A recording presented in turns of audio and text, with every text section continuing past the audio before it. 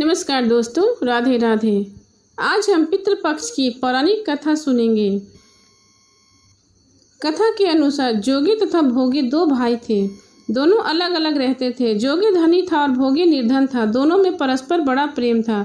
जोगी की पत्नी को धन का बहुत अभिमान था, किंतु भोगी की पत्नी बड़ी ही सरल हृदय की थी।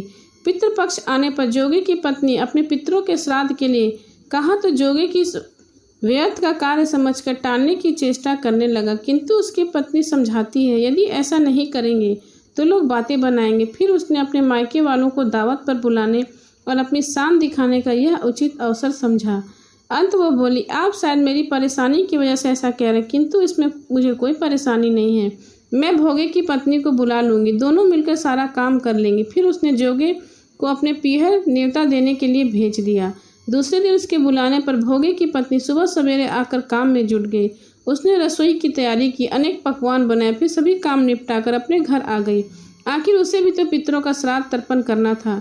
इस अवसर पर न जोगे की पत्नी ने उसे रोका, न ही वह रुकी। शीघ्र ही दोपहर हो गई। पितृ भूमि पर उतरे। जोगे भोगे के पितर पहले तो जोगे के यहाँ गए तो क्या देखते हैं उसके ससुराल वाले वहाँ भोजन पर जुटे हुए हैं। निराश होकर वह भोगे के यहाँ गए। वहाँ क्या था, मात्र पितरों के नाम पर अगियारी दी गई थी। पितरों ने उसकी खाट चाटी और भूखे ही नदी तट पर जाकर पहुंचे। थोड़ी देर सारे पितर इकट्ठे होकर अपने अपने यहाँ के श्राद्धों की बड़ाई करने लगे।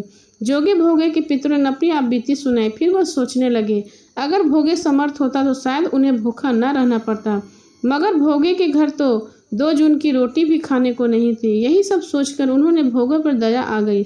अचानक वह नाच नाच कर गाने लगे, भोगे के घर धन हो जाए, भोगे के घर धन हो जाए। सांझ होने को हुई। भोगे के बच्चों को भी खाने को कुछ नहीं मिला। उन्होंने माँ से कहा, माँ भूख लगी है। तब उन्हें टालने की गरज से भोगे की पत्नी ने कहा, जाओ आंगन में हौंदी ओंदी रखी है, उसे जाकर खोल लो और जो कुछ मिले बांट कर खा लो। बच्चे वहां पहुंचे तो क्या देखते हैं कि हौंदी मोहरों से भरी पड़ी है। वह दौड़े दौड़े माँ के पास पहुंचे और उससे सारी बात बताई। आंगन में आकर भोगे की पत्नी ने यह सब कुछ देखा तो वो हैरान रह गई।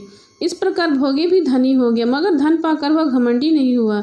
दूसरे साल पितृपक्ष आया। श्राद्ध के दिन भोगे की स्त्री ने 56 प्रकार के व्यंजन बनाए, ब्राह्मणों को बुलाकर श्राद्ध किया, भोजन कराया, दक्षिणा दी। जेठ जेठानी को सोने चांदी के बर्तनों में भोजन कराया। इससे पितर बड़े प्रसन्न हुए तथा तृप्त हुए।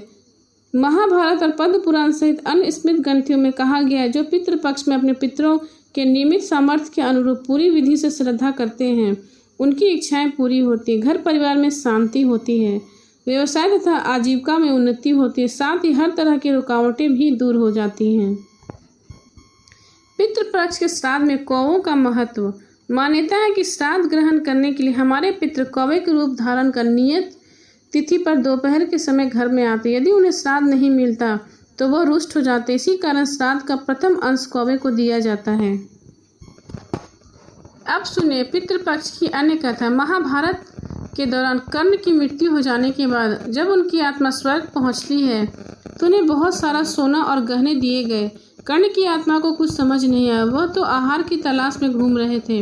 उन्होंने देवता इंद्र से पूछा, उन्हें भोजन क्यों नहीं दिया जा रहा, उसकी जगह पर सोना क्यों दिया जा रहा है। तब देवता इंद्र ने कर्ण को बताया कि उसने अपने जीवित रहते पूरा जीवन सोना दान किया, लेकिन अपने पूर्वजों को कभी खाना दान नहीं किया।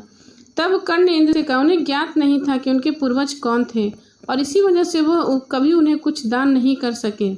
इसके बाद कर्ण को उनकी गलती सुधारने का मौका दिया गया। 16 दिन के लिए पृथ्वी पर वापस भेजा गया, जहां उन्होंने अपने पूर्वजों को याद करते उनका श्राद्ध कर उन्हें आहार दान किया, तर्पण किया। इन्हीं 16 दिन की अवधि को पितृपक्ष कहा गया है। अंत इस कथा को पढ़ने अथवा सुनने का बहुत महत्व होता है।